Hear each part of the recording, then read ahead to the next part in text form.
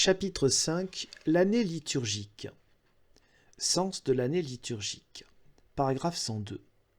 Notre mère, la Sainte Église, estime qu'il lui appartient de célébrer l'œuvre salvifique de son divin époux par une commémoration sacrée, à jour fixe, tout au long de l'année. Chaque semaine, au jour qu'elle a appelé jour du Seigneur, elle fait mémoire de la résurrection du Seigneur, qu'elle célèbre encore une fois par an, en même temps que sa bienheureuse passion, par la grande solennité de Pâques. Et elle déploie tout le mystère du Christ pendant le cycle de l'année, de l'incarnation et la nativité jusqu'à l'ascension, jusqu'au jour de la Pentecôte, et jusqu'à l'attente de la bienheureuse espérance et de l'avènement du Seigneur. Tout en célébrant ainsi les mystères de la rédemption, elle ouvre aux fidèles les richesses des vertus et des mérites de son Seigneur. De la sorte, ces mystères sont en quelque manière rendus présents tout au long du temps. Les fidèles sont mis en contact avec eux et remplis par la grâce du salut. Paragraphe 103. En célébrant ce cycle annuel des mystères du Christ, la Sainte Église vénère avec un particulier amour la bienheureuse Marie, Mère de Dieu qui est unie à son Fils dans l'œuvre salutaire par un lien indissoluble. En Marie, l'Église admire et exalte le fruit le plus excellent de la rédemption et, comme dans une image très pure, elle contemple avec joie ce qu'elle-même désire et espère être tout entière. Paragraphe 104.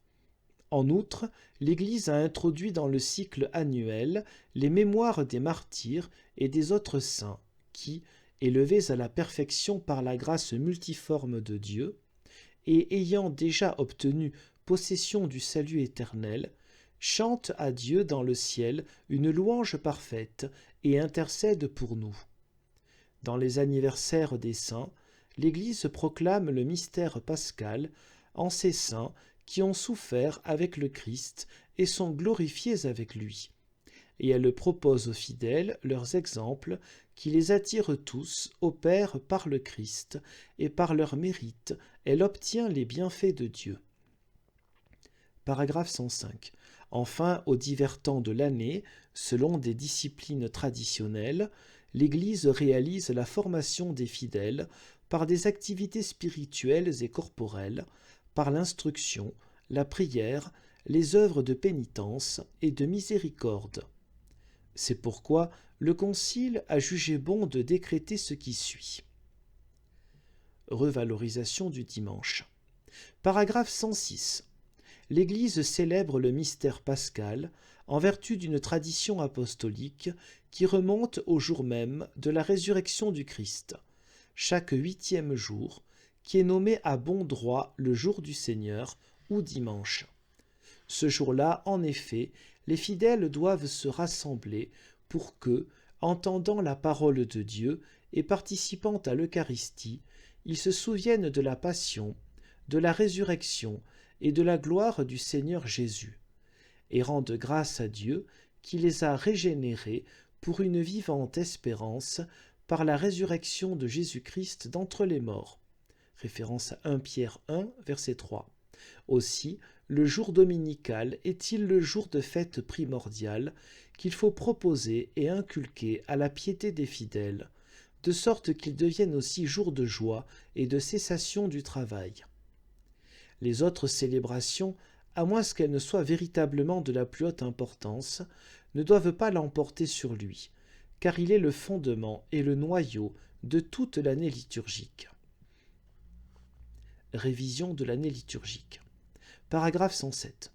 L'année liturgique sera révisée de telle sorte que, en gardant ou en restituant les coutumes et les disciplines traditionnelles attachées au temps sacré, en se conformant aux conditions de notre époque, on maintienne leur caractère natif pour nourrir comme il faut la piété des fidèles par la célébration des mystères de la rédemption chrétienne, mais surtout du mystère pascal.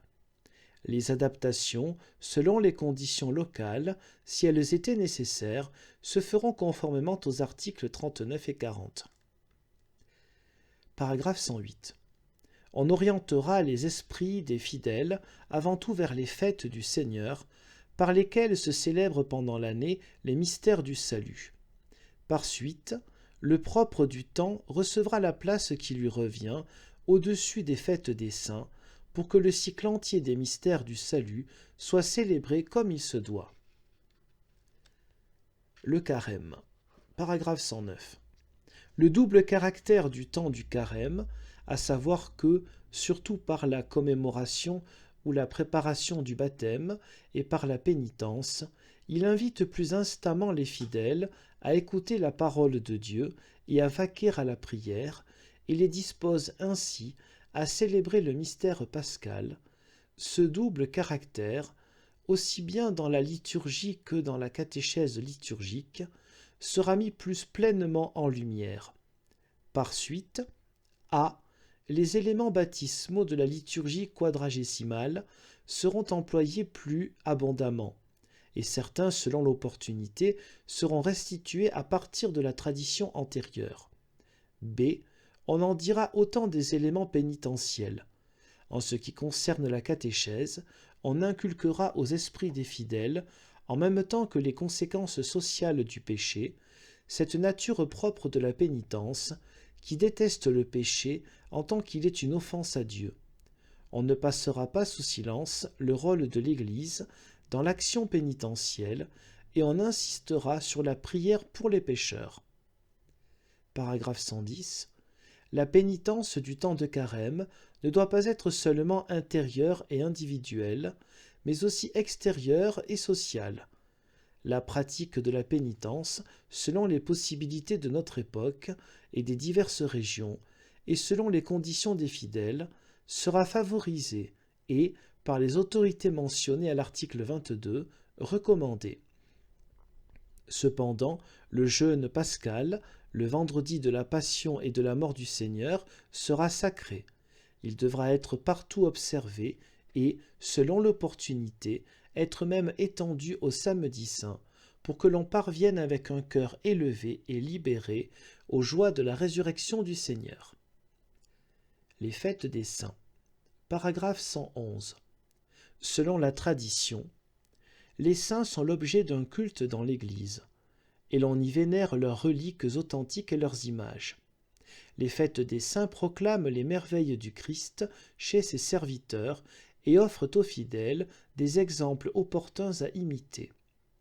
Pour que les fêtes des saints ne l'emportent pas sur les fêtes qui célèbrent les mystères sauveurs en eux-mêmes, le plus grand nombre d'entre elles seront laissées à la célébration de chaque Église, nation ou famille religieuse particulière. On n'étendra à l'Église universelle que les fêtes commémorant des saints qui présentent véritablement une importance universelle.